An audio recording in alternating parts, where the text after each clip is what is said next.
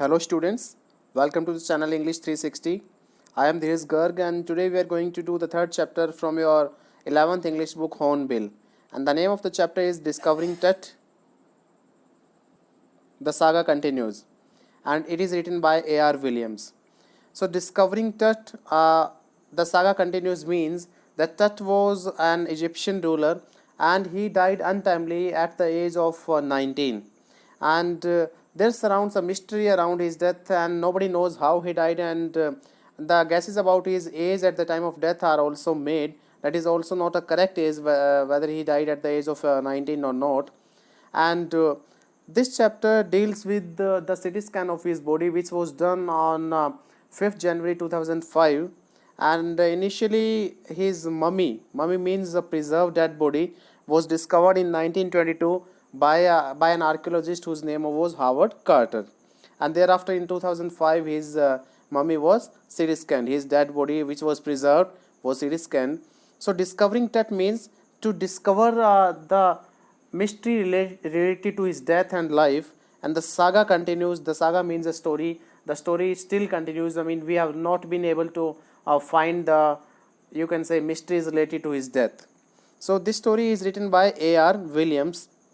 Before we start the discussion of the chapter, I would like you to go through this video first.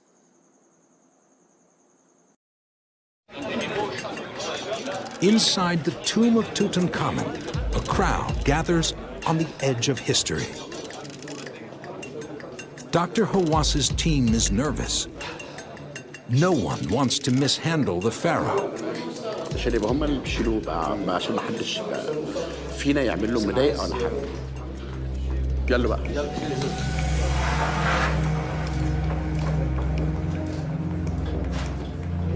Under the golden mask is the 3,300-year-old mummy they've all come to see. خالص خالص. بسم الله الرحمن الرحيم. راحة كاملة.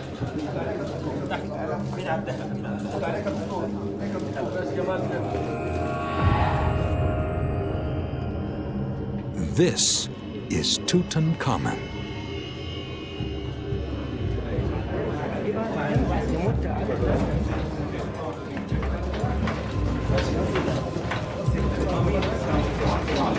Please go to the side, please. Don't move with the mummy, please.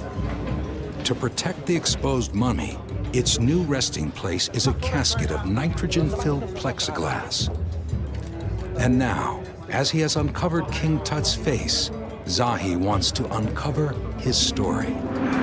It's the beginning of a journey into one of ancient Egypt's greatest mysteries. We are debating. Scholars are fighting.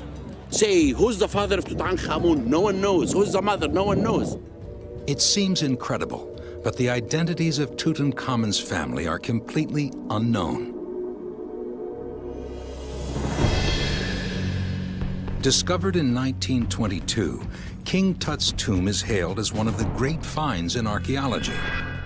The pharaoh lying undisturbed inside this golden sarcophagus, surrounded by unimaginable riches and shrouded in mystery.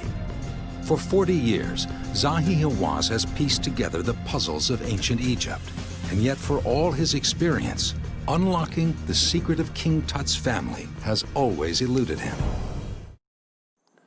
So as in this video you have seen that Tut's body was taken for the CT scan. So we'll start the chapter. He was just a teenager when he died, the last heir of a powerful family that had ruled Egypt and its empire for centuries.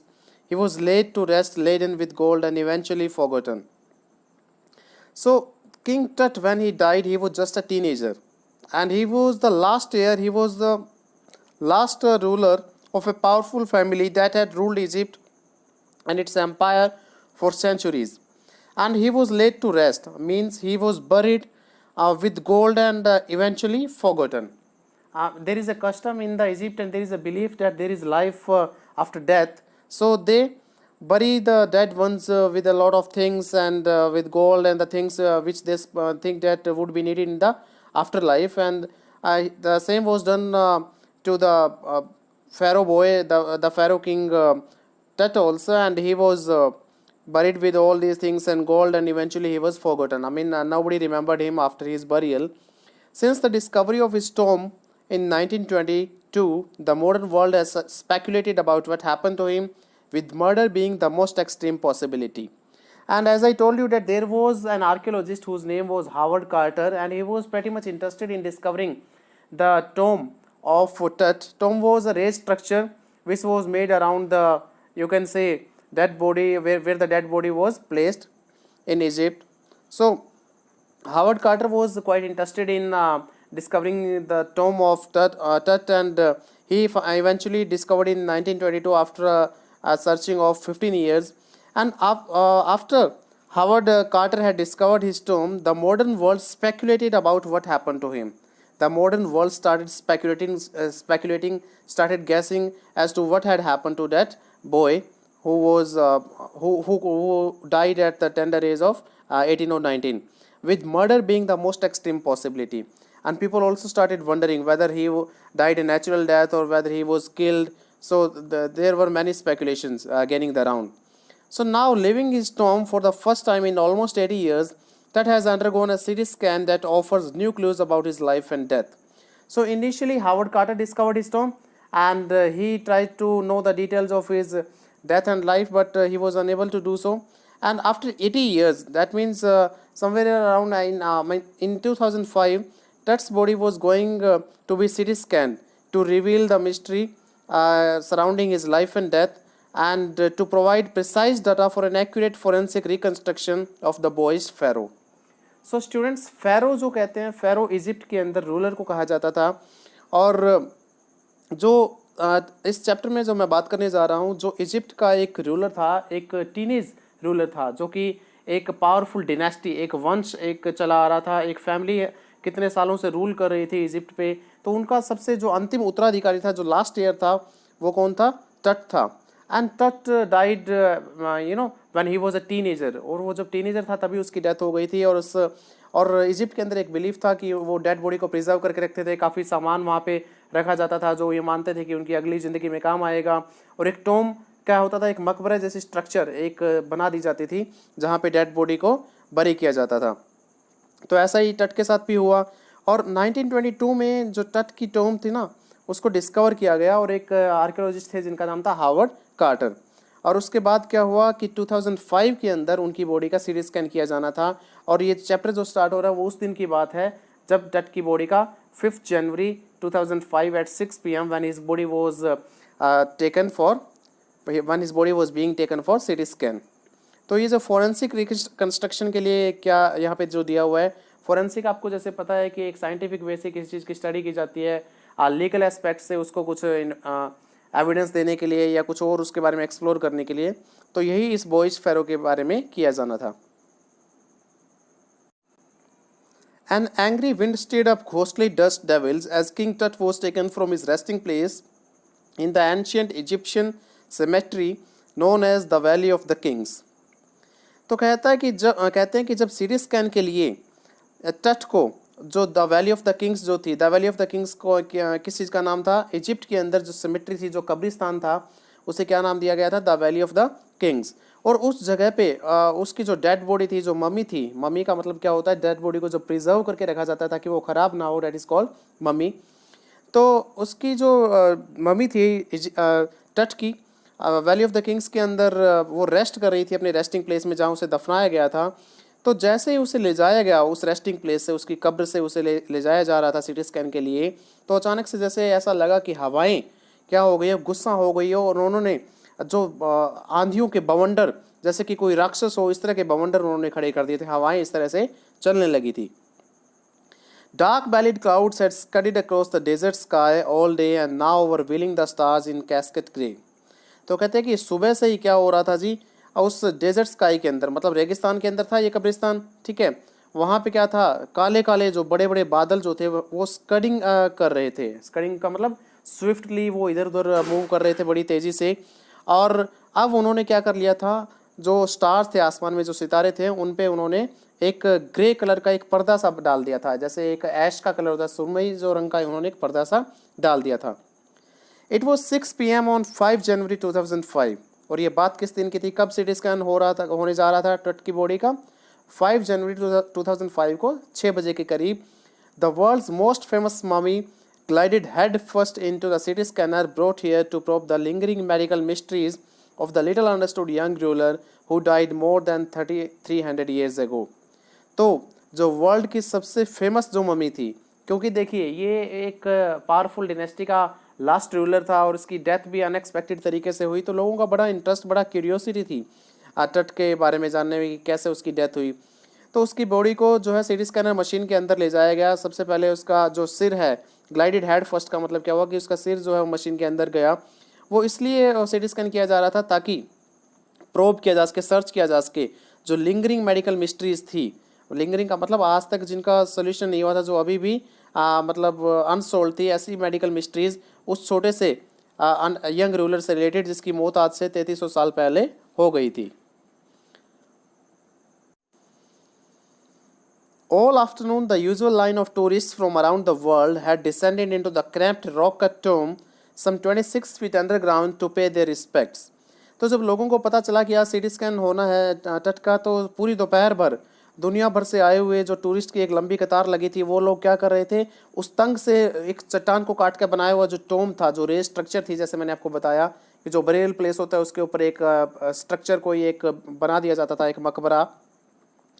तो वो 26 feet underground था, तो लोग वहाँ पर नीचे उतर रहे थे सीढ़ियों से अपना रिस्पेक्ट पे करने के लिए किंग टट को। They gazed at the murals on the walls of the burial chamber and peered at its gilded face, the most striking feature of his mummy-shaped outer coffin lid। तो कहते हैं कि वो लोग क्या कर रहे थे, जो बरियल चैम्बर था, जो ऐसा रूम, जो चैम्बर या जो रूम जहाँ पे टट को दफनाया गया था उस टॉम के अंदर, तो उसकी दीवारों पर क्या बने हुए थे, म्यूरल्स बने हुए थे। म्यूरल्स क्या होते हैं, कुछ डिज़ाइनिंग या कुछ पेंटिंग, कुछ चित्रकारी की होती है दीवारों के ऊपर, तो उनको बड़े ध्यान से देख रहे थे। और टट का जो गिल्डेड फेस था, गिल्डेड का मतलब टट के चेहरे पे सोना, सोने की परत या सोना मतलब लगा हुआ था, उसकी तरफ बड़े ध्यान से देख रहे थे। और उसका जो कॉफिन का लिड था, कॉफिन ऐसा बॉक्स होता है, देखिए ये वेस्टर्न सोसाइटीज़ में जो होता है ना, डेड बॉडी को कॉफिन में एक बॉक्स में रखा जाता है, तो उसे कॉफिन कहते हैं। तो उस कॉफिन का जो ढक्कन था ना, तो वो कॉफिन का ढक्कन किसके शेप का था, उस मम्मी के ही शेप का था। मतलब उस किंग टट के जो बॉडी के चेहरे के फीचर्स थे वो सारे उस मतलब वो लिड भी उसी तरीके से बनाया गया था, ढक्कन भी उसको देख के ऐसा लग रहा था कि किंग टट की ही ये मम्मी हो। और वो किसका बना हुआ था जी, वो भी मतलब गिल्डेड था, वो सोने का बना हुआ था। और ये सबसे स्ट्राइकिंग फीचर थी, मतलब सबसे सामने एकदम से ये बात नोटिस हो रही थी कि वो जो कॉफिन का जो लिड है या जो ढक्कन है वो भी मम्मी शेप्ड है। Some visitors read from guidebooks in a whisper, others stood silently, perhaps pondering Tut's untimely death in his late teens, or wondering with a shiver if the pharaoh's curse, death or misfortune falling upon those who disturbed him was really true। तो देखिए visitors क्या कर रहे थे, कुछ visitors तो थे वो बिल्कुल धीरे धीरे जो गाइड बुक्स होती है उनमें से पढ़ रहे थे। गाइड बुक्स क्या होती है, if we happen to visit some tourist place then there is guide book to guide us as to what this place is famous about and what are the things to see here। इस तरह की कुछ वहाँ पे लिखी होती है guidelines. और इसके अलावा जो कुछ और लोग थे वो चुपचाप खड़े थे वहाँ पर, शायद ये सोच रहे हो कि टट की जो डेथ हुई ना अनटाइमली हुई, मतलब वो उसकी मौत होनी नहीं थी इतनी टीनेज में, लेकिन फिर भी कैसे वो मतलब उस एज के अंदर उसकी मौत हो गई थी। और साथ ही में वो इस बात से भी डर रहे थे, एक मान्यता थी, एक बिलीफ था कि जो भी उसे डिस्टर्ब करेगा, जो भी उसकी डेड बॉडी को वहाँ से निकालेगा, तो उसके ऊपर क्या होगा, उसे शाप लगेगा, उसके ऊपर कोई ना कोई मिसफॉर्चून या डेथ होगा। तो लोग इस बात से भी डर रहे थे कि क्या ये सच में सही होगा, क्योंकि आज टट की जो डेड बॉडी को सीटी स्कैन के लिए ले जाया जाना था। The mummy is in very bad condition because of what Carter did in the 1920s, said Jahi Hawass, Secretary General of Egypt's Supreme Council of Antiquities, as he leaned over the body for a long first look। तो देखिए जो Egypt की supreme council of antiquities थी, antiquities क्या होती है, जो पुरानी चीज़ें होती हैं, उनका कोई सुप्रीम काउंसिल बना हुआ था और उसका सेक्रेटरी जनरल था जिसका नाम था जाही हवास।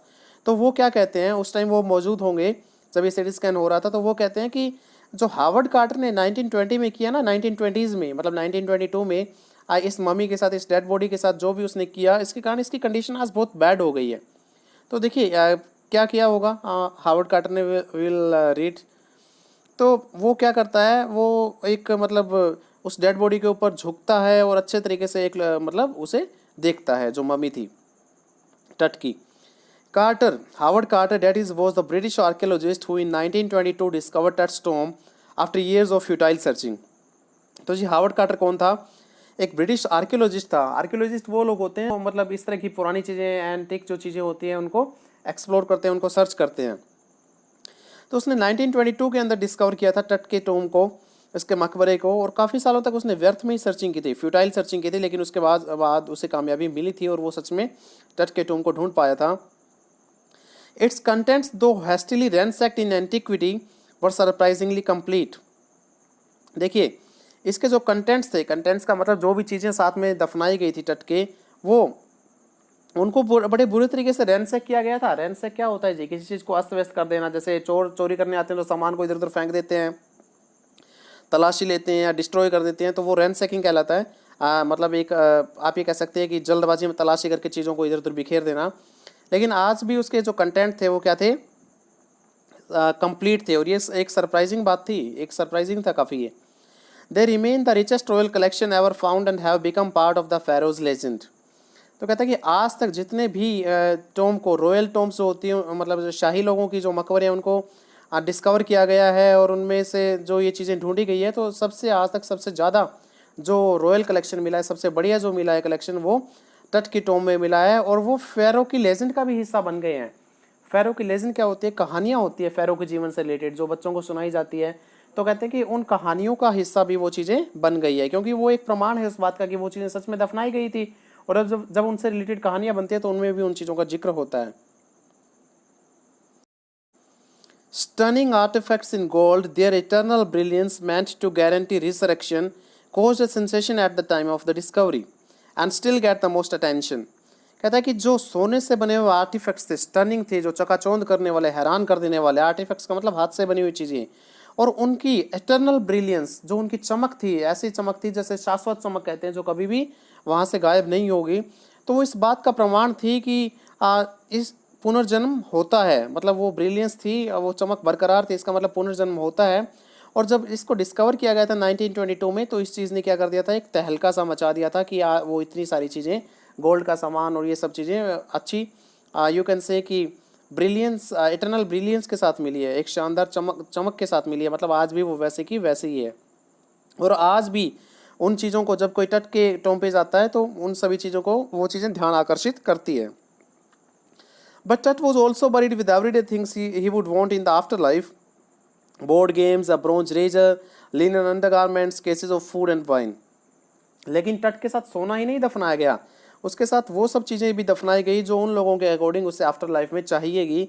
जैसे कि बोर्ड गेम्स, मतलब पासे के, शतरंज के, इस तरह के कुछ गेम्स थे। ब्रॉन्ज जो ब्रॉन्ज था, कांसे का एक रेजर था। लिनन जो एक फैब्रिक होता है उसके अंडरगारमेंट्स थे। और फूड और वाइन के डिब्बे भी साथ में दफनाए गए with the belief that he would need this things in his after life. After months of carefully recording the Feroz funerary treasures.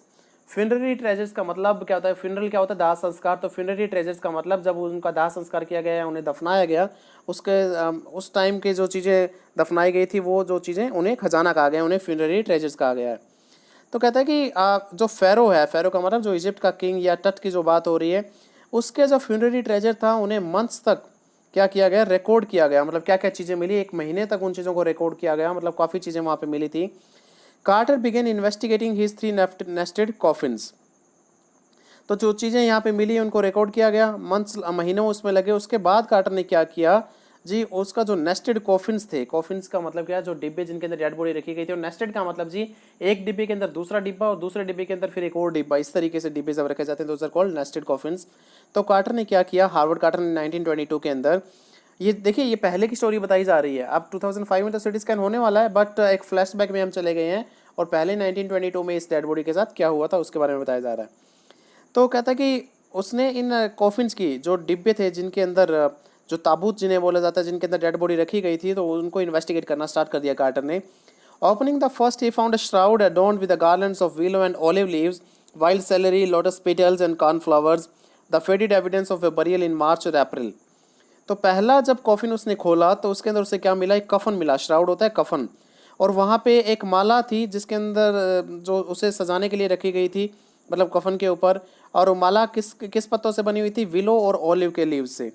उसमें वाइल्ड सेलरी भी थी, जंगली जो अजवाइन या एक पौधा होता है, लोटस पेटल्स कमल की पत्तियाँ थी, और कॉर्नफ्लावर्स थे उसके अंदर, ठीक है।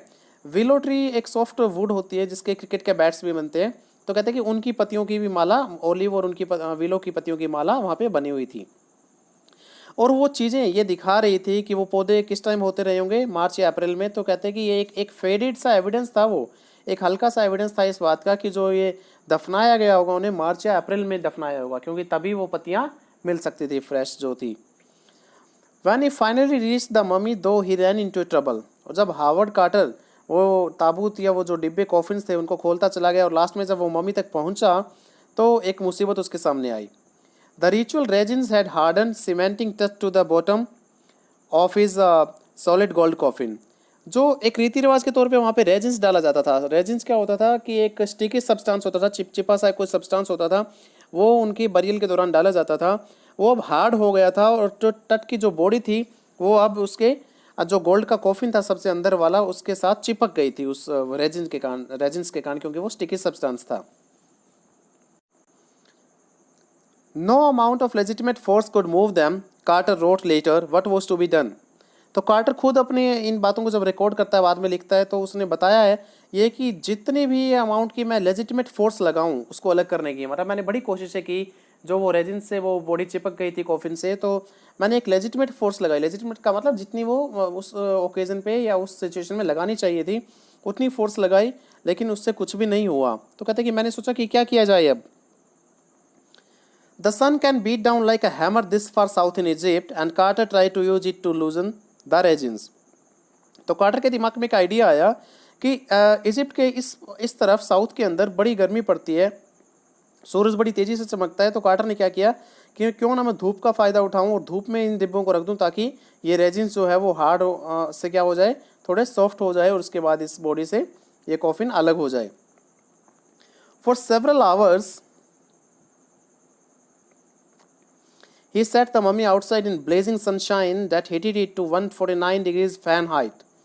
तो उसने काफ़ी घंटों तक क्या किया, उस तपती हुई धूप के अंदर उस बॉडी को रखा टट की मम्मी को कॉफिन के साथ, और उसे 149 डिग्रीज फ़ारेनहाइट तक उसको मतलब धूप में रहने दिया। मतलब इतनी उसे सूरज की धूप में रखा, इतना टेम्परेचर वहाँ हो चला था।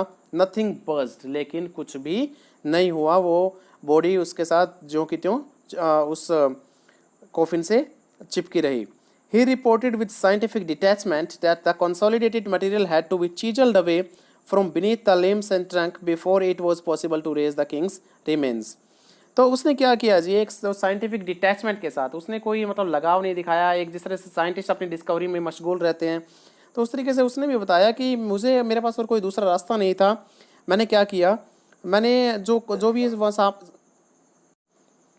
भी वहाँ जो मटेरियल था उसको मैंने छेनी से अलग करना पड़ा, उसके हाथों पैरों के नीचे से और उसकी धड़ के नीचे से, और उसके बाद ही राजा के जो अवशेष थे, जो बचे हुए बॉडी पार्ट्स थे, उनको उठाना पॉसिबल हो पाता, वरना वो बॉडी उस कॉफिन से अलग नहीं हो रही थी। चीजल अवे का मतलब चीजल से उनको अलग करना, लिम्स का मतलब हाथ पैर, एंड ट्रंक मीन्स धड़। In his defence Carter really had little choice. तो कार्टर अपनी डिफेंस में क्या कहता है, डिफेंस का मतलब उसने ये काम किया, हो सकता है कि उसके बाद के जो रिसर्चर्स या आर्कोलॉजिस्ट उसको इस बात के लिए कभी माफ़ ना करते कि शायद उसने जो है मम्मी की इतनी बैड कंडीशन कर दी है उसे छेनी से काट कर। If he hadn't cut the mummy free, thieves most certainly would have circumvented the guards and ripped it apart to remove the gold. तो वो अपनी डिफेंस में क्या लिखता है, अपने बचाव में क्या लिखता है, कहता है कि जी मेरे लिए ऐसा करना ज़रूरी हो गया था। अगर मैं उसकी डेड बॉडी को उस कॉफिन से अलग ना करता काट के, तो चोर क्या करते, हमारे जो गार्ड्स थे उनको चकमा देकर, सर्कमवेंटेड का मतलब किसी को मूर्ख बनाकर चकमा देकर वहाँ से क्या कर लेते, सारा जो सोना है वहाँ से लेके भाग जाते। In Tut's time the royals were fabulously wealthy and they thought or hope they could take their riches with them. तो देखिए टट का जो समय था, उस टाइम जो शाही लोग थे, रॉयल जो थे, वो बड़े ज़्यादा वेल्दी हुआ करते थे, और उन लोगों का ये विश्वास था कि वो अपना पैसा, अपना धन अपने साथ लेके जा सकते हैं मौत के बाद। For his journey to the great beyond, King Tut was lavished with glittering goods, precious collars, inlaid necklaces and bracelets, rings, amulets, a ceremonial apron, sandals, sheaths for his fingers and toes, and now the iconic inner coffin and mask. तो देखिए कहते हैं कि ये जो आगे की जो महान यात्रा होनी थी, जो जर्नी होनी थी, उसके लिए किंग टट को भी क्या किया गया, किससे लादा गया, किससे ना, आप ये कह सकते हैं कि लेविश किया गया एक शाही तरीके से, किस चीज़ों से लादा गया, ग्लिटरिंग गुड से, चमचमाते हुए जो चीज़ें जो थी, आप ये कह सकते हो कि बेशकीमती जो कॉलर्स थे, कॉलर्स का मतलब क्या होता है, कंठहार, इनलेट नेकलेसेस, मतलब जिनके अंदर जो आप ये कह सकते हो कि डायमंड वगैरह जड़े हों या महंगी चीज़ें जड़ी हो, ऐसे नेकलेसेस थे, ब्रेसलेट्स थे, रिंग्स थी, एम्यूलेट्स होते हैं, तावीज़, एक सेरेमनियल एप्रन, एप्रन होता है, एक राजा एक लंबा सा एक कपड़ा पहनता था किसी सेरेमनी पे, किसी ओकेजन पे, तो वो sandals, sheets for his fingers and toes, उसकी फिंगर्स और टोज पे पहने जाने वाले कवर्स, और उसके बाद ये जो आइकॉनिक इनर कॉफिन था, आइकॉनिक इनर कॉफिन का मतलब, आइकॉनिक का मतलब एक तो ये हो सकता है कि शानदार, बड़ा ही शानदार इनर कॉफिन बनाया गया था, जिसके ढक्कन के ऊपर खुद तट का जो चेहरा है वो बनाया गया था, और वो गोल्ड से बना हुआ था। और एक आइकॉनिक का मतलब ये भी कह सकते हैं कि उसका चेहरा उसके ऊपर बनाया गया था, ऑल ऑफ प्योर गोल्ड। और ये सारी चीज़ें किससे बनी हुई थी जी, सोने से बनी हुई थी। To separate Tut from his adornments, Carter's men remove the mummy's head and severed nearly every major joint. तो टट को उसके अडॉर्नमेंट से अलग करने के लिए, अडॉर्नमेंट्स का मतलब सजावट, साजो सामान जो भी था उसे सजाने के लिए जो गोल्ड की चीज़ें थी, तो उनसे अलग करने के लिए कार्टर के आदमियों ने क्या किया, मम्मी के हेड को अलग कर दिया, उसे काट के अलग कर दिया, और जो भी मेजर जॉइंट था उसकी मम्मी का, उस डेड बॉडी का, उसे काट कर अलग कर दिया। सीवियर्ड का मतलब काट कर अलग कर देना। Once they had finished, they reassembled the remains on a layer of sand in a wooden box with padding that concealed the damage, the bed where Tut now rests।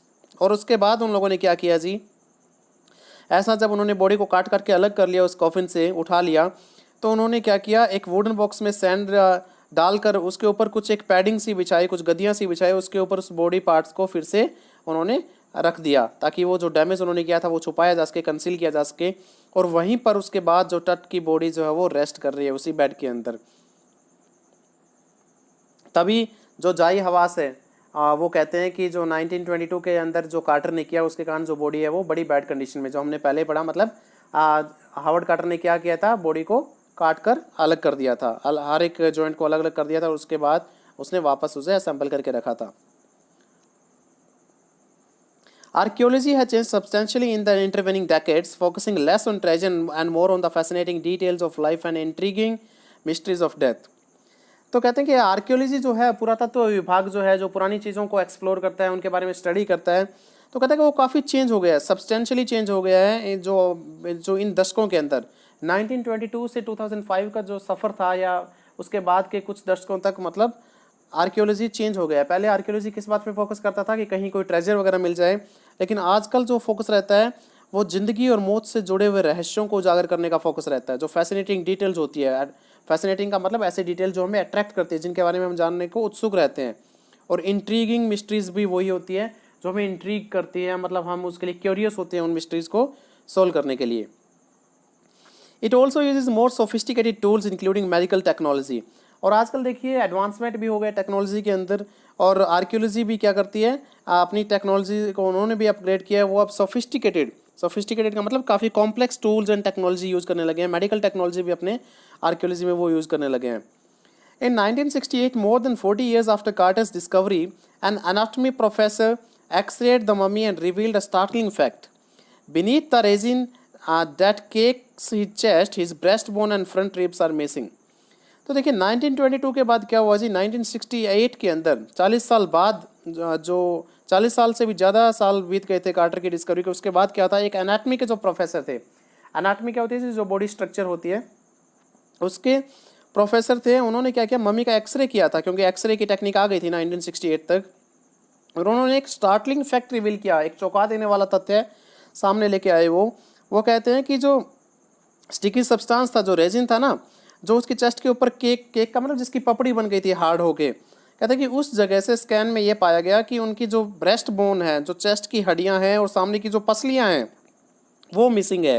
हो सकता है कि the missing of those ribs and breast bones might have something to do with his death. हो सकता है कि उनकी death से जुड़ा हुआ कुछ ये फैक्ट हो। उन्होंने ये रिवील किया, इससे एक थोड़ा सा तहलका मच गया। Today, diagnostic imaging can be done with computed tomography or CT, by which hundreds of X-rays in cross-section are put together like slices of bread to create a three-dimensional virtual body. तो देखिए आज तो technique और भी advance हो गई है। आज डायग्नोस्टिक जो इमेजिंग होती है, डायग्नोस्टिक का मतलब कोई चीज़ डायग्नोज करने के लिए, जैसे मेडिकल साइंस में होता है, वो कंप्यूटेड टोमोग्राफी की मदद से किया जाता है, जिसे सीटी भी कहते हैं, सीटी स्कैन जिसे बोलते हैं। जिससे क्या होता है जी कि किसी भी ऑब्जेक्ट की हंड्रेड्स ऑफ एक्सरेज लिए जाते हैं, काफ़ी पिक्चर्स होती है, क्रॉस सेक्शन में होती है। क्रॉस सेक्शन का मतलब क्या होता है, जैसे कि टमाटो को हम अगर बीच से काट दें तो उसके हम अंदर का पार्ट भी देख सकते हैं, तो क्रॉस सेक्शन एक 3D इमेज बन जाती है और उनको इस तरीके से इकट्ठा रखा जाता है जैसे कि ब्रेड के स्लाइसिस हो, ताकि एक 3D वर्चुअल बॉडी बन जाए, एक ऐसी इमेज बन जाए। What more would a CT scan reveal of Tut than the X-ray? And could it answer two of the biggest questions still lingering about him? How did he die and how old was he at the time of his death? तो कहते हैं कि एक CT scan क्या reveal कर सकता है टट के बारे में जो है एक्सरे से ज़्यादा।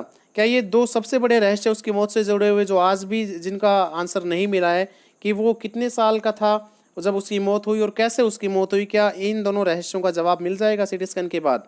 तो देखिए CT स्कैन से अभी CT स्कैन होने वाला है उसके, तो अभी जो पहले की बातें इसमें की जा रही है कि पहले 1922 में डिस्कवर हुआ and after that what were the things that were found in his burial chamber. तो ये सब चीज़ें डिस्कस की जा रही है। King Tut's demise was a big event even by royal standards. तो किंग टट का जो निधन था, जो डिमाइज था, वो एक बड़ी इवेंट थी। इवन रॉयल स्टैंडर्ड्स के हिसाब से भी हम देखें, शाही घरों के हिसाब से भी देखें तो भी। He was the last of his family's line and his funeral was the death rattle of a dynasty. वो अपने वंश का, अपने परिवार का आखिरी रूलर था और उसका फ्यूनरल, उसका दाह संस्कार या उसकी मौत जो थी वो क्या था, एक डिनेस्टी का डेथ रैटल था। डेथ रैटल का मतलब एक डिनेस्टी का अंत था, वो वंश ही, वो साम्राज्य ही खत्म हो रहा था। But the particulars of his passing away and his aftermath are unclear. लेकिन किस तरीके से उसकी डेथ हुई और उसके बाद क्या हुआ, ये सब चीज़ें आज भी अनक्लियर है, इनका जवाब आज भी नहीं मिला है। अब जो है टट की फैमिली के बारे में बताया गया है कि टट के परिवार में उससे पहले किसने रूल किया। Amenhotep III, Tut's father or grandfather, was a powerful pharaoh who ruled for almost 4 decades at the height of the 18th dynasty's golden age. तो सबसे पहले बात हो रही थी Amenhotep III की, जो कि टट के या तो फादर थे या ग्रैंडफादर थे, इट इज़ नॉट क्लियर कि कौन थे वो। और वो एक बड़े ही शक्तिशाली राजा थे, एक शक्तिशाली फेरो थे जिन्होंने लगभग 40 सालों तक शासन किया और उस समय उन्होंने रूल किया जब क्या था, एक गोल्डन एज था 18th डिनेस्टी का, एक सुनहरा पीरियड था। His son Amenhotep IV succeeded him and initiated one of the strangest periods in the history of ancient Egypt. तो Amenhotep III की डेथ के बाद उनका जो बेटा था Amenhotep IV, वो गद्दी पर बैठा और उसने क्या स्टार्ट किया, उसने एंशियंट इजिप्ट की हिस्ट्री का बड़ा ही एक अजीब सा, आप ये कह सकते हो कि समय की शुरुआत हुई उसके राजा बनते ही। तो ये Amenhotep III या तो इसके अंकल हो सकते हैं टट के, या फिर आप ये कह सकते हैं कि इनके कोई ब्रदर हो सकते हैं। The new pharaoh promoted the worship of Aten the sun disk. और नए राजा ने क्या शुरुआत किया, जो सन डिस्क थे, जो सूर्य देव थे, उनका नाम एटन कहा जाता था इजिप्ट के अंदर उन्हें, तो उनकी पूजा उन्होंने स्टार्ट कर दिया Amenhotep IV ने। चेंज हिज नेम टू अखेनेटन और सर्वेंट ऑफ द एटन। और अपना नाम Amenhotep से लेकर से उन्होंने क्या चेंज कर लिया, अखेनेटन चेंज कर लिया, और जिसका मतलब क्या होता है, सर्वेंट ऑफ द एटन, मतलब जो सन का सर्वेंट, सूर्य देव का जो सर्वेंट है वो इसका नेम हो जाता है अखेनेटन जो नेम था। And moved the religious capital from the old city of Thebes to the new city of Akhetaten. और अपनी राजधानी भी उन्होंने बदल दी थी। पहली जो सिटी थी वो कौन सी थी, थीब्स उनकी राजधानी थी, और अब जो है अखेटेटन नाम का एक नया शहर जो था उनकी राजधानी बन गया था, नोन नाउ एज अमरना, जिसे अब किस नाम से जाना जाता है, अमरना के नाम से जाना जाता है। He further shocked the country by attacking Amun, a major god, smashing his images and closing his temples. It must have been a horrific time, said Ray Johnson, director of the University of Chicago's Research Center in Luxor, the site of ancient Thebes. The family that had ruled for centuries was coming to an end, and then Akhenaten went a little wacky. तो देखिए उसके बाद क्या किया, उन्होंने अपनी राजधानी change कर लिया, अपना नाम चेंज कर लिया और सन डिस्क की पूजा करने लगे। और जो पुराने वहाँ पे भगवान थे जिनको वो मानते आ रहे थे, जो इजिप्ट के रूलर्स और लोग जिनका नाम अमुन था, उन्होंने क्या किया, अखेनेटन IV जो थे, Amenhotep IV जो थे, जिन्होंने अपना नाम अखेनेटन रख लिया था, उन्होंने उनकी मंदिर बंद करवा दिए, उनकी मूर्तियाँ तोड़वा दी। और जो रे जॉनसन नाम के जो एक पर्सन है, जो शिकागो यूनिवर्सिटी के रिसर्च सेंटर के डायरेक्टर हैं, वो क्या कहते हैं कि ये बड़ा ही डरावना समय रहा होगा, क्योंकि इसके दो कारण थे। एक तो जो जिस फैमिली ने कई सेंचुरीज तक रूल किया था इजिप्ट के अंदर, वो खत्म होने के कगार पे आ रही थी, मतलब उस वंश का अंत होने जा रहा था। और दूसरा जो अखेनेटन था वो थोड़ा सा वैकी हो चला था, अपनी मनमानी करने लगा था, थोड़ा सनकी हो चला था, वो उसका बिहेवियर अजीब होने लगा था। After Akhenaten's death, a mysterious ruler named Smenkhkare appeared briefly and exited with hardly a trace. तो कहते हैं कि अखेनेटन की जब डेथ हुई तो एक रहस्यमय रूलर आया जिसका नाम था स्मेनखैकरे। वो कुछ ही समय के लिए आया और उसके पता नहीं, उसका नामो निशान भी बाद में पता नहीं चला, और कैसे एकदम से वो जैसे आया वैसे ही वो गायब भी हो गया। And then a very young Tutankhaten took the throne, king Tut as he is widely known today. और उसके बाद गद्दी पे कौन बैठा? एक छोटा सा टटनखेटन बैठा, जिसे हम आज किंग टट के नाम से जानते हैं। The boy king soon change his name to Tutankhamun, और टटनखेटन से अपना नाम जो है इस लड़के ने, जो कि राजा बन गया था, टटनखामुन रख लिया, जिसका मतलब होता है लिविंग इमेज ऑफ आमुन। आमुन वो भगवान जिसकी पूजा अमेनहॉटप IV ने बंद करवा दी थी, जिनके मंदिर तोड़वा दिए थे। तो अब उन्होंने क्या कर दिया, टटनखामुन ने क्या कर दिया, वापस से उनकी पूजा स्टार्ट करवा दी। और and oversaw restoration of the old ways, और उन्होंने क्या इंश्योर किया कि जो पुराने रीति रिवाज, जो पुराने तरीके, पुराने भगवान की पूजा की जाती थी, उनको वापस से रिस्टोर कर दिया। He reigned for about 9 years and then died unexpectedly. 9 सालों तक उन्होंने शासन किया टटनखामुन ने, और उसके बाद अचानक से एक्सपेक्टेड ही नहीं था किसी को, इस तरीके से उनकी मौत हो गई। Regardless of his fame and the speculation about his fate, that is one mummy among many in Egypt. How many? No one knows. The Egyptian Mummy Project, which began an inventory in late 2003, has recorded almost 600 so far and is still counting. The next phase, scanning the mummies with a portable CT machine donated by the National Geographic Society and Siemens, its manufacturer. King Tut is one of the first mummies to be scanned, in death as in life, moving regularly ahead of his countrymen. तो देखिए, regardless of his fame and the speculation about his fate, Tut is one mummy among many in Egypt. तो कहते हैं कि Egypt के अंदर सिर्फ टट की ही मम्मी को स्कैन नहीं किया जा रहा था या सर्च नहीं किया जा रहा था, काफ़ी ज़्यादा जो मम्मीज़ थी, काफ़ी ज़्यादा डेड बॉडीज़ थी, उनको स्कैन किया गया था। और एक इन्वेंट्री, एक स्टॉक टेकिंग, मतलब कितनी मम्मीज़ डिस्कवर की जा रही है, एक ऐसा प्रोजेक्ट स्टार्ट हुआ था 2003 में, और तब तक वो 600 मम्मीज़ को रिकॉर्ड कर चुका था, और उसके बाद काउंटिंग जारी थी, मतलब 600 मम्मीज़ डिस्कवर कर ली गई थी। तो आगे जो है, जो नेक्स्ट फेज था, इन मम्मीज़ को डिस्कवर करके उनकी स्कैनिंग की जानी थी एक पोर्टेबल सीटी मशीन से, जो कि किसने डोनेट की थी? आर्कियोलॉजिकल डिपार्टमेंट को, national geographic society and siemens जो थी, उन्होंने डोनेट की थी। और सबसे पहली जो मम्मी स्कैन होनी थी वो किंग टट की ही होनी थी। तो कहते हैं कि डेथ में भी अपने कंट्रीमैन से एक शाही तरीके से किंग टट आगे चल रहे हैं, मतलब जब राजा थे तब तो आगे चलते ही थे, लेकिन डेथ में भी जब मम्मी स्कैन होने की बात आई तो भी सबसे पहली मम्मी या डेड बॉडी किसकी स्कैन हो रही थी? किंग टट की। A CT machine scanned the mummy head to toe, creating 1700 digital X-ray images in cross section. Tut's head, scanned in 0.62 mm slices to register its intricate structures, takes on eerie detail in the resulting image. तो एक CT machine जो थी, सीटी scanner जो था, उसने टट की बॉडी को स्कैन किया हेड से टो तक, सिर से लेकर पंजे तक, और 1700 डिजिटल एक्सरे इमेजेस क्रिएट की इन क्रॉस सेक्शन। क्रॉस सेक्शन का मतलब क्या होता है कि जैसे मैंने आपको बताया, किसी चीज़ को अगर बीच में से काट के देखा जाए तो उसके अंदर का एक 3D इमेज उसकी बने। तो टट्स हेड, जो टट का जो सिर था, उसे 0.62 मिलीमीटर स्लाइसिस में स्कैन किया गया, ताकि उसकी इंट्रिकेट स्ट्रक्चर, उसकी बारीक जो डिटेल्स है उनको पता लगाया जा सके। और उसके बाद जो टट का हेड जो कंप्यूटर के ऊपर जो इमेज बन के आई, तो उस इमेज के अंदर एक ईयरी डिटेल लगा, मतलब एक रहस्यमय, एक डराने जैसा आकार उनके सिर का लगा। With Tut's entire body similarly recorded, a team of specialists in radiology, forensics, and anatomy began to probe the secrets that the winged goddesses of a gilded burial shrine protected for so long. तो कहता है कि टट की entire body की जब इस तरीके से रिकॉर्डिंग कर ली गई, तो जो स्पेशलिस्ट थे अलग अलग डिपार्टमेंट्स में, रेडियोलॉजी में जो थे, फोरेंसिक्स में जो थे, और एनाटॉमी में जो थे, जो बॉडी स्ट्रक्चर में थे। रेडियोलॉजी भी एक टेक्निक होती है जिसके अंदर एक्सरे वगैरह या इस तरह की चीज़ें, अल्ट्रासाउंड वगैरह इस तरह की चीज़ें इनमें आती है। फोरेंसिक्स जिसमें इनके एविडेंस वगैरह लिए जाते हैं साइंटिफिक तरीके से। तो कहते हैं कि इन सभी के जो एक्सपर्ट्स थे वो इन रहस्यों को सर्च करने में लगे हुए थे, जिन रहस्यों को इतने समय से उस जो बरियल श्राइन था, जो वो मंदिर था वहाँ पे, मतलब जहाँ पे उन्हें दफनाया गया था, वहाँ पे जो पंखों वाली देवी थी जिन्होंने उसको रहस्य को आज तक छुपाए रखा था, वो रहस्य अब कौन उजागर करने जा रहे थे? ये स्पेशलिस्ट उजागर करने जा रहे थे। The night of the scan, workmen carried Tut from tomb in his box.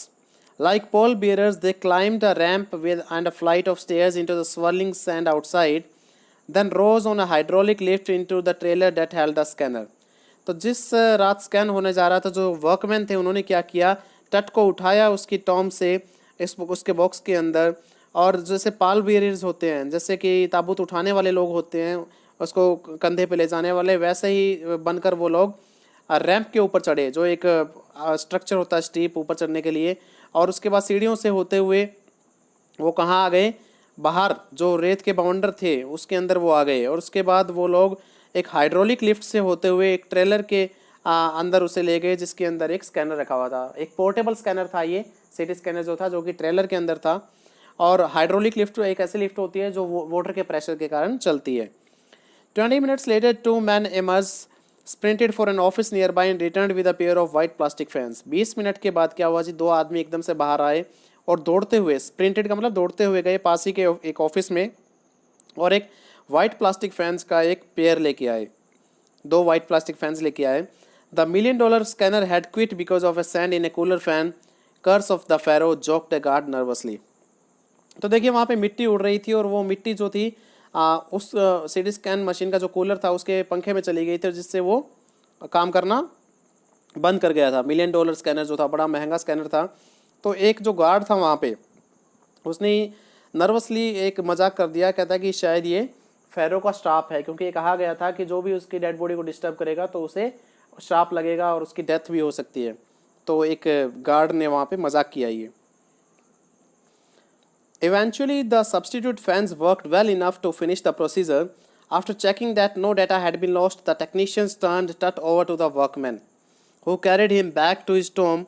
Less than 3 hours after he was removed from his coffin, the pharaoh again rested in peace where the funerary priest had led him so long ago. तो देखिए last में क्या हुआ, जो substitute fans थे, जो और fans लाए गए थे, उन्होंने काम किया और जो सारा प्रोसीजर है वो अच्छे से फिनिश हो गया। और टेक्नीशियंस ने चेक किया कि कोई भी डाटा वहाँ पे डाटा का कोई लॉस नहीं हुआ है। उसके बाद उन्होंने क्या कर दिया, टट को वापस वर्कमैन के हवाले कर दिया, जो उसे वापस उसकी टॉम में रखा है।